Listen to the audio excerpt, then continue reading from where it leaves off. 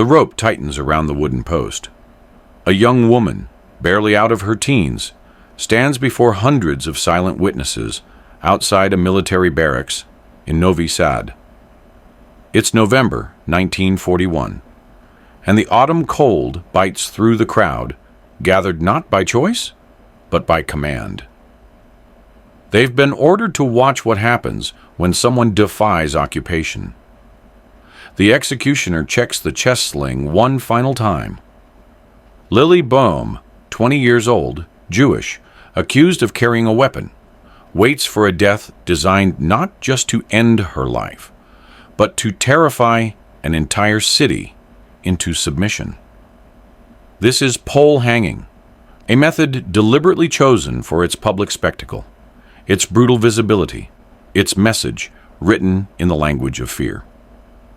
But what historians often overlook isn't just how she died. It's why this particular method was chosen, what it reveals about occupation psychology, and how the story of one young woman's execution illuminates something darker about the machinery of wartime terror. To understand what brought Lili to that post requires understanding something fundamental about how occupation actually worked during World War II.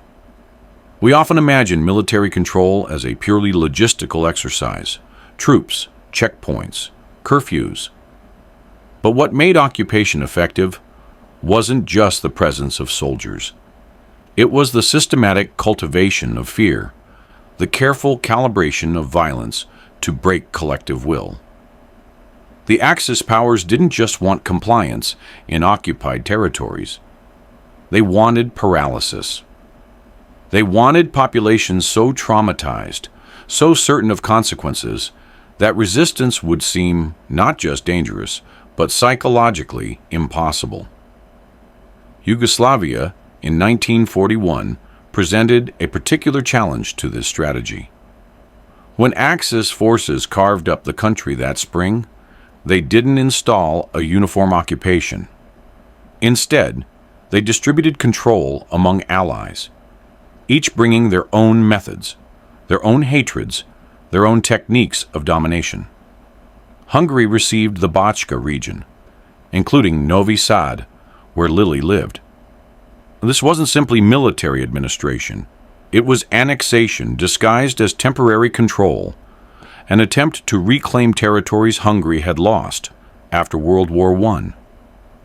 The occupiers arrived not as neutral forces maintaining order, but as nationalists settling old scores, viewing local populations through the lens of historical grievance. For someone like Lili Böhm, this created multiple layers of danger. Her surname suggests German ancestry, which, under different circumstances, might have offered protection. But the ethnic mathematics of Nazi ideology didn't work that way. Being Jewish superseded everything else. It placed her in a category marked for elimination, regardless of language, culture, or family history.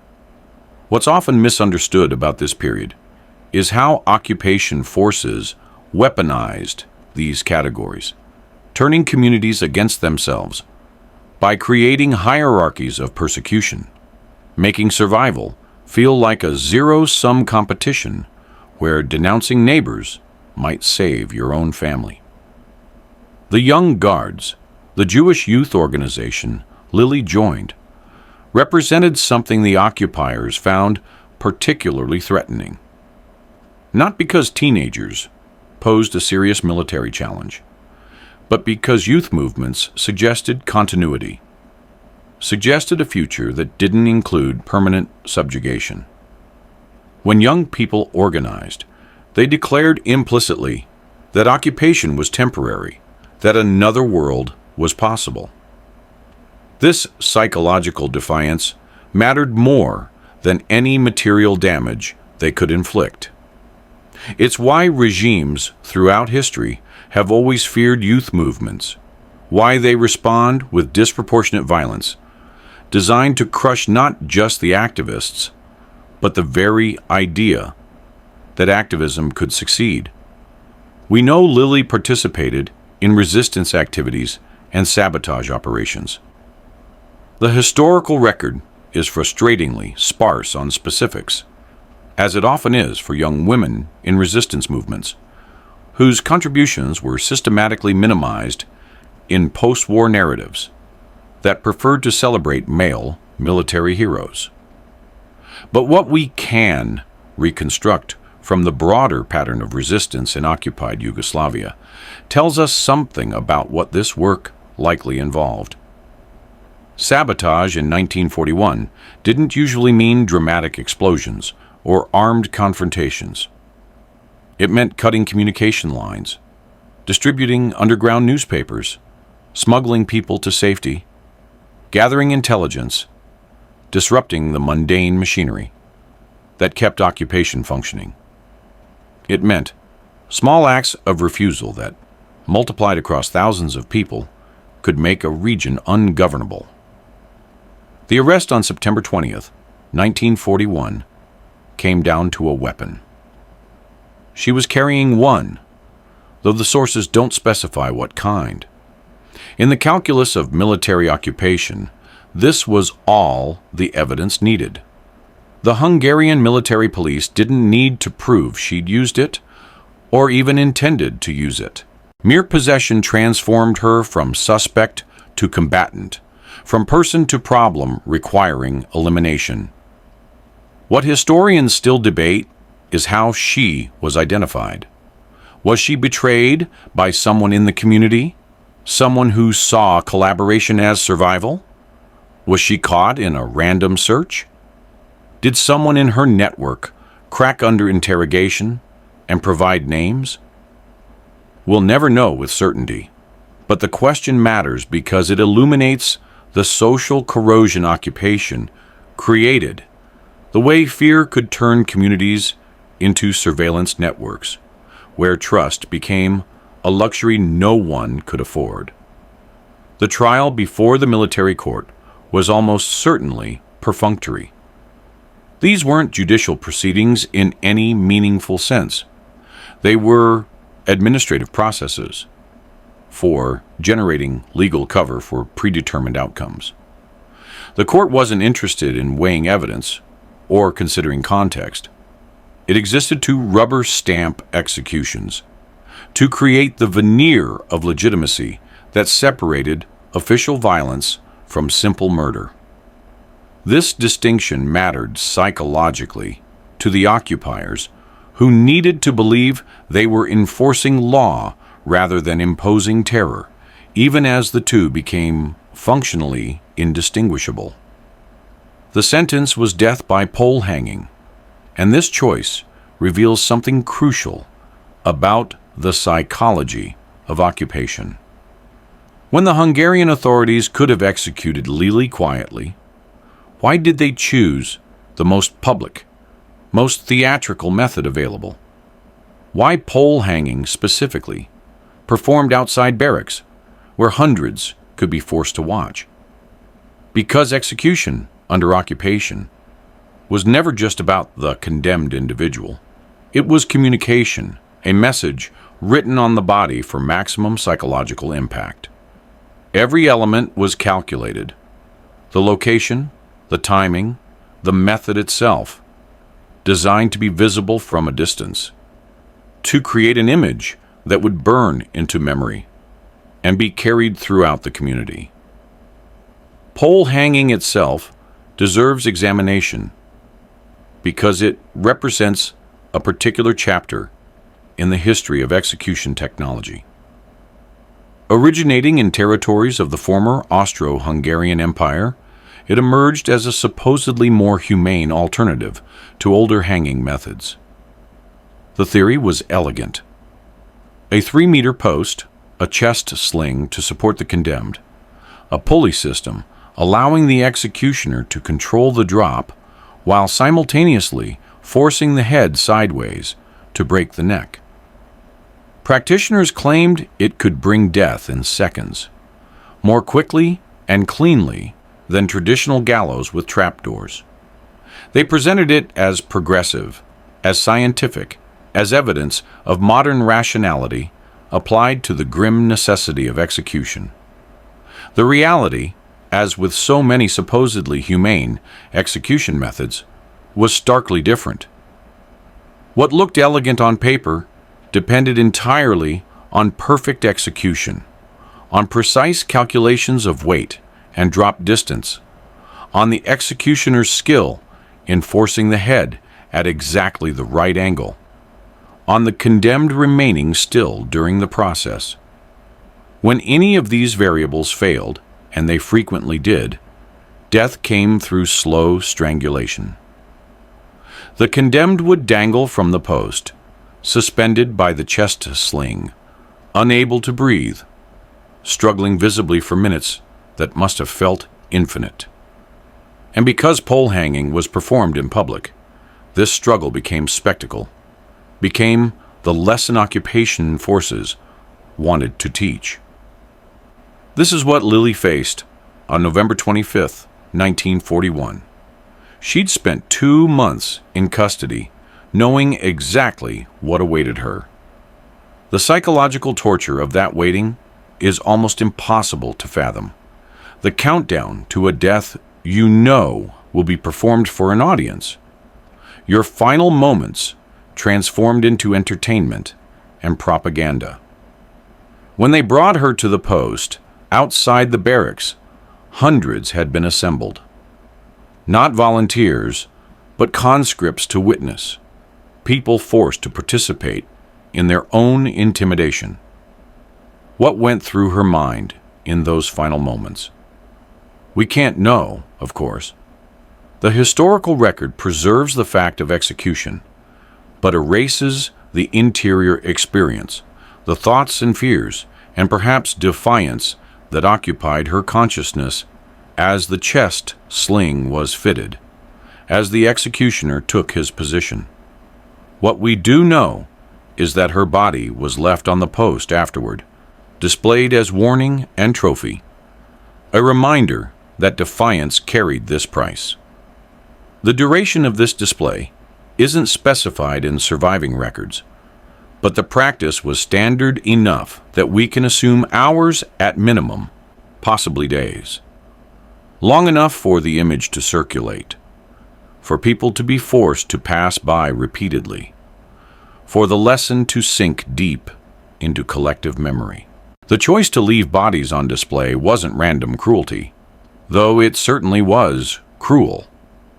It reflected a sophisticated understanding of how trauma functions, how images of violence create lasting psychological imprints that mere descriptions cannot. The occupiers knew that forcing people to witness execution and then to live for days with its aftermath created a specific kind of damage, a learned helplessness that made future resistance feel impossible. They were engineering trauma at scale, using individual executions as tools to reshape entire populations. But terror campaigns of this kind contain an inherent contradiction that occupation forces never fully resolved. Yes, public executions created fear, but they also created martyrs. They provided resistance movements with names and stories, with examples of people who chose defiance despite knowing the cost. Every execution was supposed to discourage resistance, yet it simultaneously proved that resistance existed, that people were willing to die rather than accept occupation. The very visibility meant to intimidate also broadcast that opposition was possible, that others had chosen this path. We can trace Lili's execution to broader patterns of occupation violence in Yugoslavia during this period. The Hungarian authorities in Bachka were particularly vicious, culminating in the Novi Sad massacre of January 1942, just 2 months after Lili's death, when Hungarian troops and police murdered thousands of civilians in what they called anti-partisan operations. Lili's execution sits in the shadow of that coming atrocity, part of the same logic that would justify mass murder as administrative necessity. The escalation wasn't accidental. Each act of violence made the next one easier, created momentum toward greater extremes. Executions like Lili's normalized the idea that certain categories of people could be killed with impunity, that resistance justified unlimited response. What's particularly significant about Lili's story within the larger narrative of Holocaust persecution is how it illustrates the multiple overlapping mechanisms of destruction. She wasn't murdered in a concentration camp, didn't die in a gas chamber, or from systematic starvation. She was executed through official legal process, convicted in a military court, killed by a method with established procedures and official sanction. This reminds us that the Holocaust wasn't a single monolithic program, but a web of interconnected policies and practices, each creating pathways to death. Young Jewish women like Lili could be murdered through administrative execution just as easily as through the industrialized killing centers we more commonly associate with genocide. The gender dimension matters here too, in ways historians are still excavating. Young women in resistance movements faced particular vulnerabilities. They were seen as transgressing not just political order, but gender norms, stepping outside the domestic sphere into a world of violence and conflict, where prevailing ideology insisted they didn't belong. The punishment for this transgression often carried overtones of gendered humiliation, ways of reasserting traditional hierarchies through the act of execution itself. Being publicly hanged meant having your death transformed into entertainment, your body put on display in ways that carried different meanings for women than for men. The aftermath of Lili's execution rippled through Novi Sad in ways difficult to fully document, but crucial to understand. Every person forced to witness carried that image away, shared it with family, with neighbors. The story circulated through whisper networks, became part of the catalog of horrors people recounted when discussing what occupation meant, what happened to those who resisted. This is how terror worked, not through the single moment of execution, but through its multiplication in retelling, its persistence in memory, its ability to be invoked whenever someone considered resistance. Yet terror never achieves total compliance. Even as Lili's execution was meant to crush opposition, resistance in Yugoslavia continued and actually intensified. The partisan movement that would eventually help liberate the country was just beginning to organize in late 1941. Within months, it would become one of the most effective resistance forces in occupied Europe. We can't draw a direct line from Lili's death to this broader resistance, but we can recognize that execution and opposition existed in a kind of terrible dialogue. Each execution was supposed to end resistance, but instead became part of the story resistance movements told themselves about why fighting mattered, about the stakes involved, about what had been lost and needed to be reclaimed. The historical memory of Lili Böhm herself is frustratingly fragmented. Unlike some resistance figures who became famous, whose stories were preserved in monuments and memoirs, Lili remains relatively obscure. Part of this reflects the general marginalization of young women in resistance narratives. Part reflects the particular erasure of Jewish victims whose deaths didn't fit neatly into either Holocaust commemoration frameworks or nationalist resistance mythologies. She exists in the cracks between categories, neither famous enough to be widely remembered, nor anonymous enough to be forgotten entirely. What we're left with is a story that reveals more in its gaps and silences than in its documented facts. We know the mechanics of her death, but not her motivations. We know she was executed, but not how many others died for similar reasons. How many other names were lost because no one recorded them. Because the occupiers didn't care to preserve records of routine violence. Because communities were destroyed before they could pass down memories. Lili's story stands in for countless others, represents a pattern we can only partially reconstruct from the fragments that survived. This is what makes her execution significant beyond the individual tragedy. It illuminates how occupation functioned as a system of terror, how violence was calibrated and deployed for psychological effect, how public execution served as communication medium between occupiers and occupied populations. The choice of pole hanging, the forced audience, the display of the body, these weren't incidental details, but core components of a strategy designed to break collective will through spectacle. Historians today still grapple with how to understand and represent this kind of violence. There's a tension between documenting the mechanics of terror and potentially reproducing its effects, between honoring victims and sensationalizing their suffering. How do we tell stories like Lili's in ways that preserve their human reality without turning execution into spectacle all over again? How do we analyze the strategy behind occupation violence without losing sight of the individual people it destroyed? These questions don't have easy answers, but they're essential to ask if we want to understand this history as more than just a catalog of atrocities.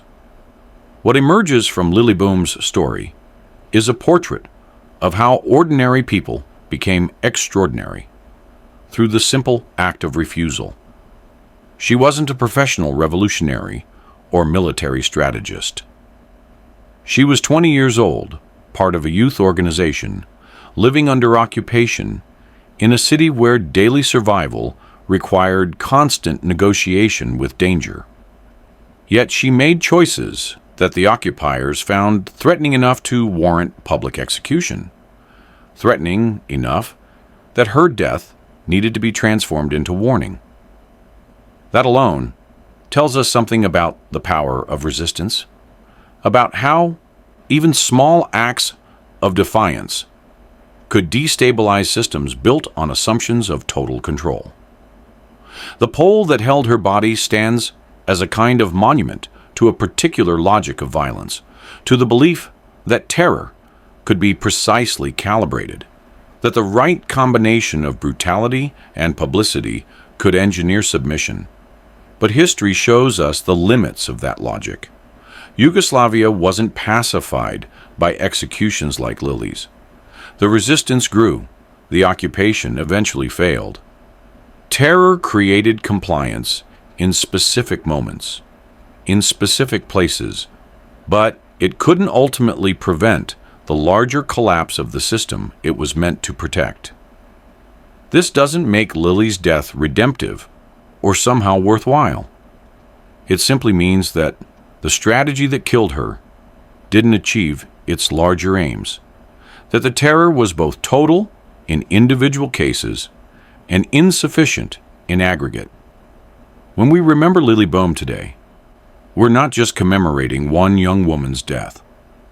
We're recognizing a pattern, a system, a moment when individual tragedy intersected with historical forces that shaped the course of the war and its aftermath.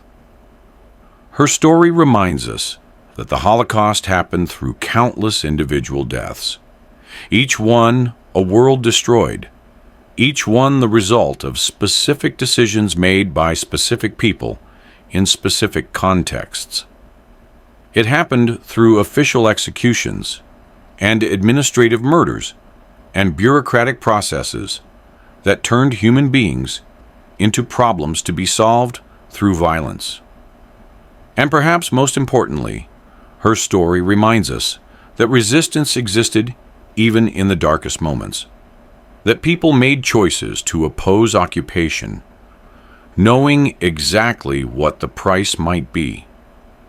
That courage wasn't the absence of fear, but the decision to act despite it.